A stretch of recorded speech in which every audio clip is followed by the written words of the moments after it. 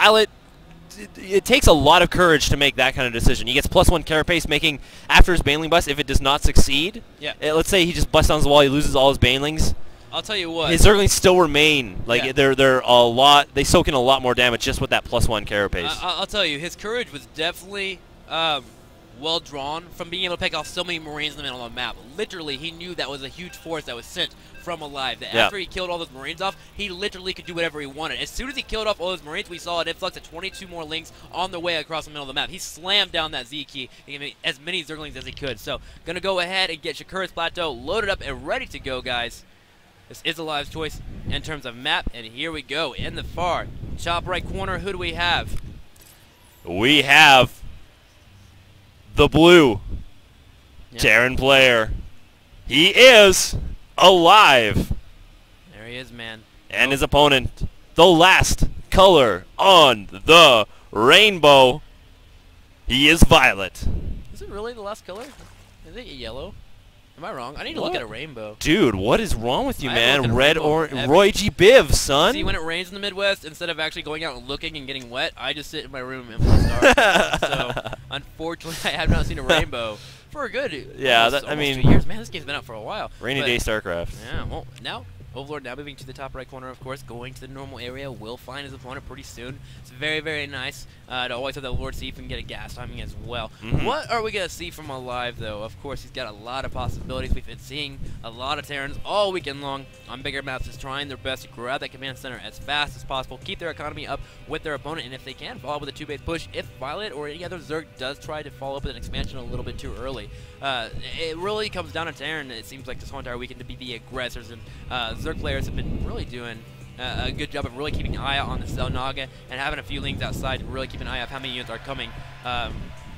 We'll see if Violet's on cue like he was last game and just sees everything like every time. I mean, Violet, you say like Terran, we're mainly the aggressors, and we actually just saw the reverse roles from Violet. Violet, that's what makes Violet so good. He's not afraid whatsoever to pour on that aggression, and I feel like when you're Zerg and you're a very decisive Zerg player, you know, okay, I'm going for Zerglings. You can just produce. You're not half committing to one thing or another. You're fully committing to drones right now, and you should go for a huge influx of Lings and go for that Baneling bust. You can be really, really effective at hitting some great timings like we saw last game from Violet. Very, very true here. Well, it looks like we had a 15 hatchery, and it looks like we're going to have a 16 pull follow-up as well. Not the greediest pull, but again, 16 pull is pretty nice. Going to go ahead and have the SCV come in and scout, sees everything, does realize there is no gas down quite yet. So no really delayed tech is going to be happening here for Violet. The speed's going to be delayed a little bit, but he gets his Lings out. He's going to have army composition available in case there is any aggression.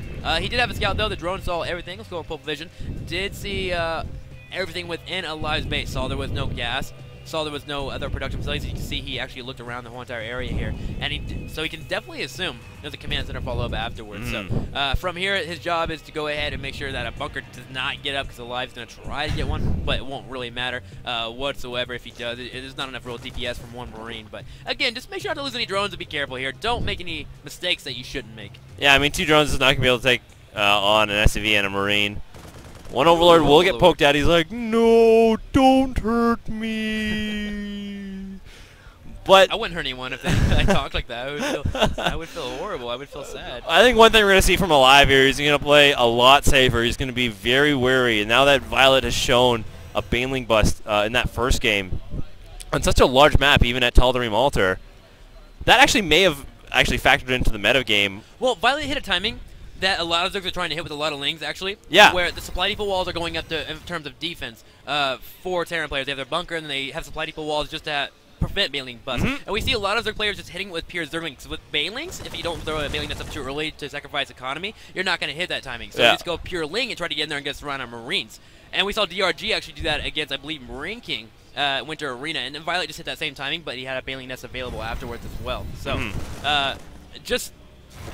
it came down to a small timing window that actually became more optimal for Violet due to the mistakes that Alive had made. So, Ling's now going for a scout, going to look into the natural Marine, will go ahead and intercept said Ling. Ling will get on his way past, actually, and he is going to go ahead and get a secured vision on here and get an idea of that. He wants him. He wants him. He has him in his sights. He has a sniper rifle out, and by sniper rifle, I mean, his Sniper drill drill. bit and that. Oh man, is one braveling, and that Marine will not share the glory whatsoever. Yep, a very, very brave Ling indeed, but definitely he had to be brave. He had to do it for the family, for the greater cause. As now, after that happened, we had a Roach Warren followed up right away here from Violet. And again, you talking about the aggression that he can do. He has no problem switching into Roach aggression before Siege Mode gets out. The thing is, Siege Mode is being started up right now. I fear he may actually hit the timing where Siege Mode finishes up, and this, if he goes heavy Roach aggression, it could actually hypothetically be held off by Alive just fine. It's going to be very, very leery here. We'll see what has Violet seen. He's seen one gas and a barracks and an expansion. Other than that, he doesn't really have clue. Is Alive teching right into making just a huge Marine push, let's say? I mean, doing something crazy like that. He sees Stim being researched, pokes away at it. So he gets the inclination that, yes, there's going to be a Marine force coming out. But what is the tech behind this? Is he going right for Banshee even, let's say, being crazy? But no.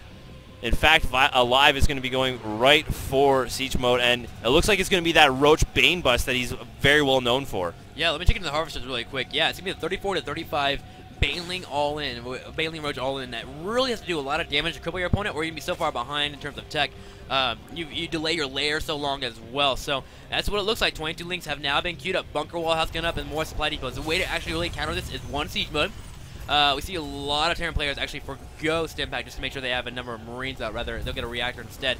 And then a lot of supply depots as well. Make the Banelings kind of really be wasted upon supply depots, as well as allow the siege tanks to get more shelling upon the units. Oh my goodness, that are Robin. He actually picked up...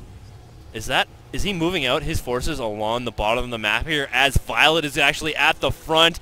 Oh, this could be the anti-timing. Alive has not actually spotted Violet coming in here now. This is so tentative. This could be it right here as Alive is knocking down the front. He spots it now.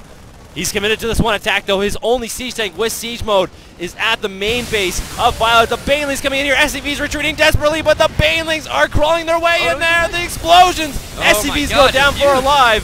And now the Roaches are pushing forward, but this drop in the main base of Violet has to do a lot of damage because Violet is up in the face of Alive's main tech structures. Yeah, right now there's nothing really too crazy. There is one siege tank. He needs to target down that siege tank. And yes, he will get it, even with the SCVs around here, just enough DPS. And now he's in range of all the units that are popping out of the production facilities. He needs to clean up these units here at the main. He's got 5 Roaches already on the way. He has a couple of Lings and a couple of Banelings. So he looks like he should be secure and holding this off. He's going to be feeling great. He's already killed the siege tank. And now at home, you see him just placing himself in front of all these production facilities. So when units pop out, they can't kind of mass up. They're dying as soon as they pop out. Violet is in a great lead here. 69 to 19. A lot of SCVs have been killed off. 29 to 2. This game is more than over. It looks like Violet is going to take out Alive 2-0. Oh, there is actually still siege tank on the low ground. He's going to go ahead and try and defend itself, but nope. The Roaches look like they will get a couple of pot shots off. Alive is going to retreat, but he's too far behind. The Roaches are taking out everything. Factories dying, racks flying off. GG has been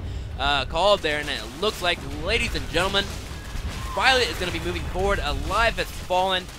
Violet 2-0 silence.